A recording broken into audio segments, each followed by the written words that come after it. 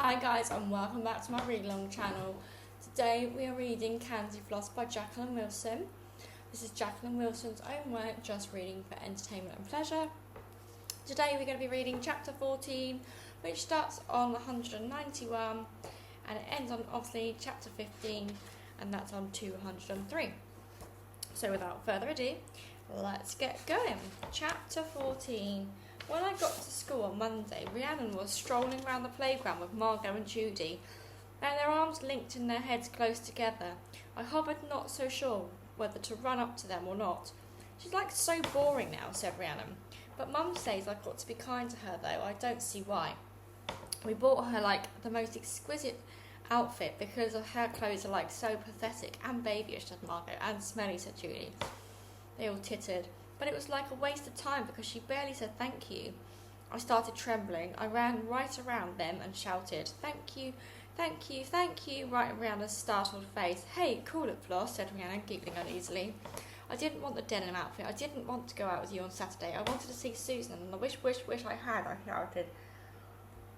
Rhiannon stopped laughing. Her face hardened, the delicate arches of her eyebrows nearly meeting in the middle. "Yeah, it figures. You and Swatty Potty, you are a right pair. You deserve each other. You be friends with her then, smelly chip. I wanted to be friends with Susan, but I wasn't sure she still wanted to be friends with me. I saw her way over the other end of the playground, walking by herself, tapping each slat of the fence. I hurried towards her, and she saw me coming and ran into school. "Susan, wait, please. I want to talk to you," I shouted. But she didn't even turn around. I ran to the school entrance and rushed to the girls' cloakrooms where we'd always met before. I barged straight up through the two girls, giggling together.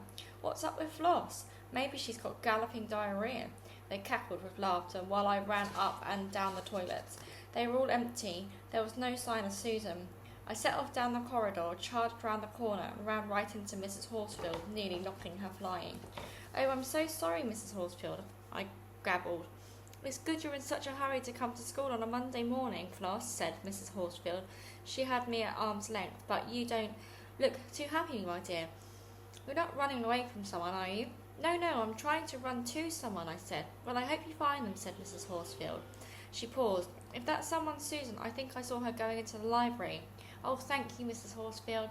Don't be too long finding her now. Registration's in 5 minutes."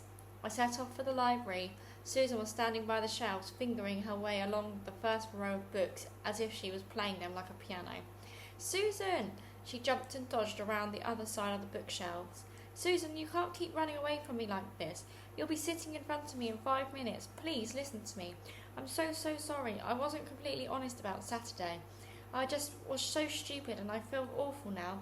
I don't even know why I went to Rhiannon's. I didn't have a good time at all. I don't want to be friends with her anymore. I want to be friends with you. Please say you'll forgive me. Will you come to my place next Saturday and we'll have fun together and eat Dad's chip butties?" Susan blinked at me as I spoke, twitching her fingers.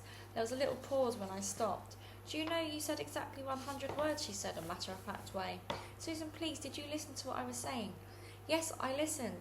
You want to be my friend now because Rhiannon's gone off with Margot and Judy." "No, well, yes, she has, but I broke friends with her. I truly did."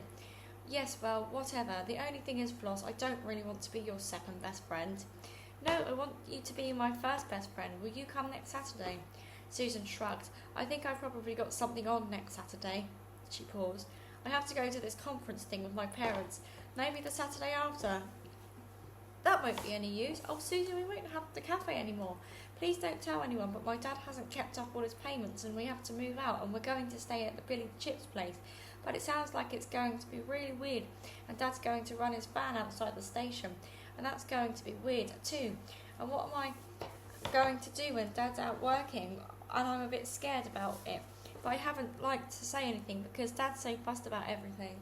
"Oh, Floss," said Susan. She put her arms around me and started crying as she patted me on the back. "You won't tell anyone, will you?" "Of course not.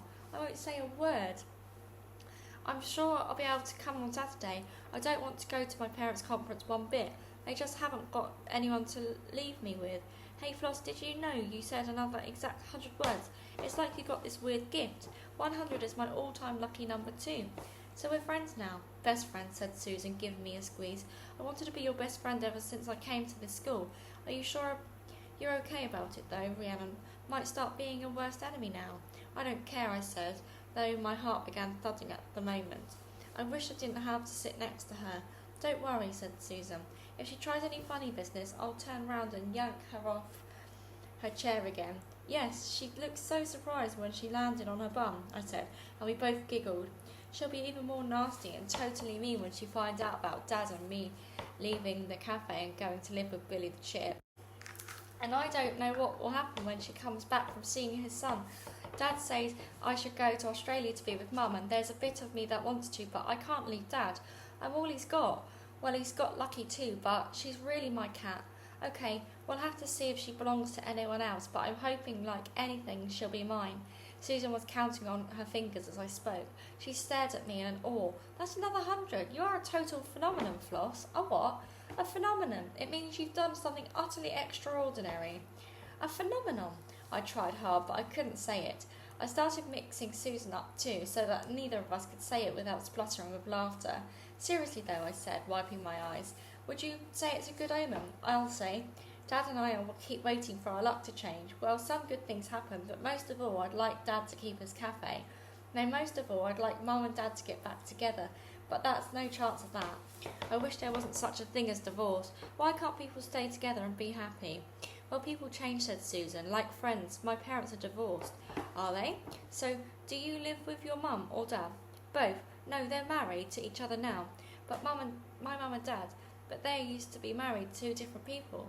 I've got all these stepbrothers and stepsisters. My family's pretty complicated. But suppose your mum and dad split up. Who would you live with then? Susan thought about it. I could see her brain trying to puzzle it out as if it was a complicated sum. She frowned. I don't know. It must be so difficult for you, Floss. I got used to having 2 homes, but now my mum's house is let out to strangers and my dad's cafe is going to be taken over, so I haven't got any real home. Dad and I have this joke about living in a cardboard box like street people. I used to sit in a cardboard box when I was little and pretend it was my Wendy house. It was my best ever game for ages. I used to cram a cushion into the box, a little plastic cooking stove and my doll's tea set and all my favourite teddies. I saw Susan was counting again, and I caught hold of her fingers. Don't count my words, it makes me feel weird. Okay, I won't, sorry. Tell me more about the cardboard box house. In my mind, it had proper red roof with a chimney. A honeysuckle grew up the walls. I tried crayoning it on the box, but it just looked like scribble. There was a blue front door with a proper knocker. If Dad was playing with me, I'd make him pretend to knock on his imaginary knocker, and when he came calling. He was too big to get in the box for me. The walls would have collapsed, so he always said he'd like to sit in the garden on the deck chair. I'd get this stripy towel and put it just beside the box and he'd lie on it. I'd make him a cup of tea. Not really, I'd just put some water in my plastic teacup and I'd colour it a bit with brown Smarties. It probably tasted disgusting, but he always drank it right up, his little finger sticking up in the air to make me laugh. I loved playing house with my dad. I could see why you'd want to stay with him now. My dad didn't ever play with me like that, not in a fun way. He played cards and taught me chess and read to me, but he didn't ever muck about. I played myself mostly. I didn't make things up like you.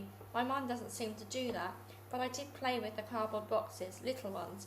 I made a row of shoebox houses in my bedroom once, and then I started making whole streets of boxes and bricks, and lots of books too. They make very good buildings. Show me, I said, thrusting an armful of library books at her.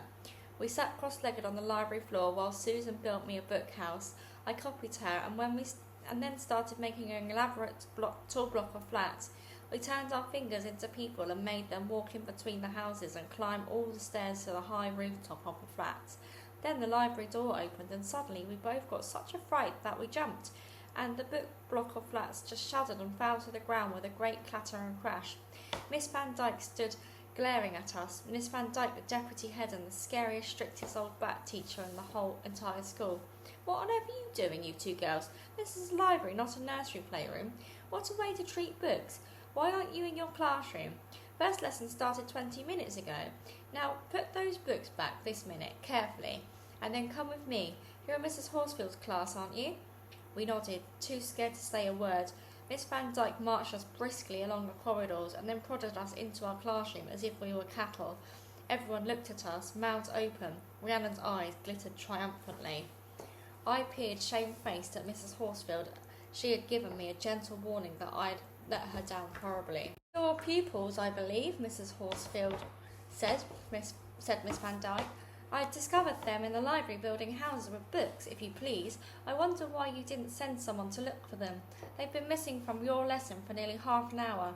Oh no, now I'd got Mrs. Horsfield into trouble too.